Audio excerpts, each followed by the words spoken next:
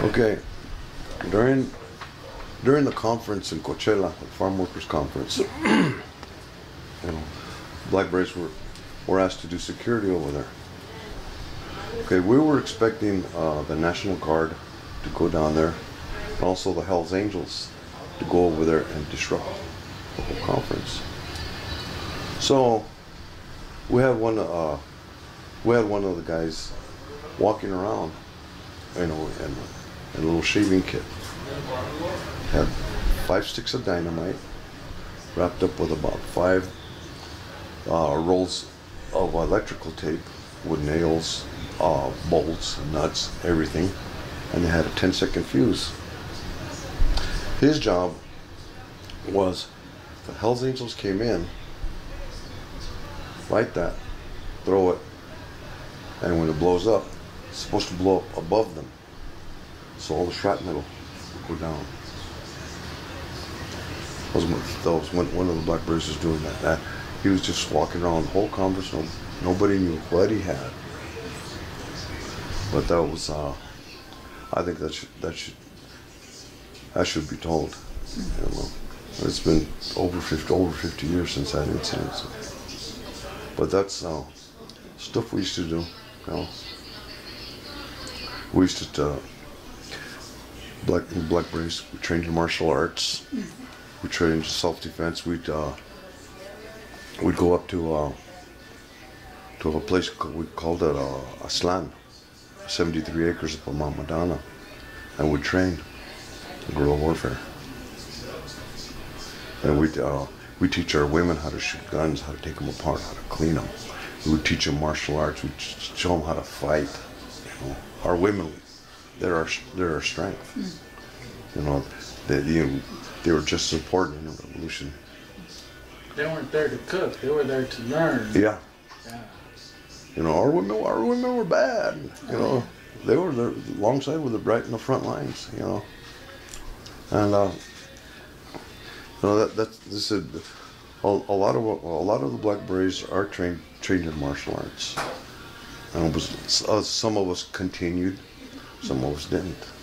But the training that they received, training with knives, arms, you know, pistols, rifles, guns, you name it. You know, we trained them in everything we could. You know, because there was a revolution that was gonna happen here. But no, remember earlier, I mentioned about how they kill a movement, how they kill an organization, how they kill it. It's government. That's what the government did. Especially on the Chicano movement, they created all these programs, got all these leaders, gave them big salaries, funded them for 10, maybe 15 years. They lost faith with the community. People would call them sellouts, bandidos, man, you're a coconut, man, you sold your people out. You cut the funding. Where are they at now, man? The government's not stupid. And another thing I could say about the Black Berets, we've never been infiltrated. You know, there wasn't, back in the 60s and 70s, you would hear very little about us. Very, very little about us. Not people knew who we were, but they didn't know what we were about. Why do you think that was? Because I like to call ourselves the special forces of the Chicano movement, the elite group. Matter of fact, Reies Lopez Tijerina, the Alianza courthouse raid. Have you heard of that? I haven't. Okay, Reies Lopez Tijerina, he was fighting for Spanish land grants in New Mexico. He wanted the government to honor all the Spanish land grants that were taken away from all the, from the indigenous people over there. But what he did is an Alianza. He went to Alianza and he went with a group of armed men, and he arrested he did a citizen's arrest on the judge. He shot the sheriff, and one of the guys that went in there, his name was Baltazar Martinez, he went in strapped with dynamite and a cigar. And Carrying the fuse right there.